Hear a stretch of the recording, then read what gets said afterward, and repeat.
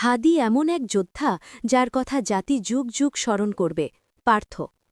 ইনকেলাব মঞ্চের আহ্বায়ক শরীফ উসমান বিন হাদির মৃত্যুতে গভীর শোক ও দুঃখ প্রকাশ করেছেন বাংলাদেশ জাতীয় পার্টির চেয়ারম্যান ব্যারিস্টার আন্দালি ব্রহ্মান পার্থ। বৃহস্পতিবার ১৮ ডিসেম্বর রাত ৯:৩০টায় সিঙ্গাপুর জেনারেল হাসপাতালে চিকিৎসাধীন অবস্থায় তিনি শেষ নিঃশ্বাস ত্যাগ করেন। তিনি তার ফেসবুক পাতায় লিখেছেন, স্বৈরাচার বিরোধী আন্দোলনের সম্মুখ সারির অন্যতম যোদ্ধা ওসমান হাদি ইন্তেকাল করেছেন। ইন্না লিল্লাহি ওয়া ইন্না ইলাইহি রাজিউন। তিনি আরও বলেন, ওসমান হাদির মৃত্যুতে গভীর শোক জ্ঞাপন করছি।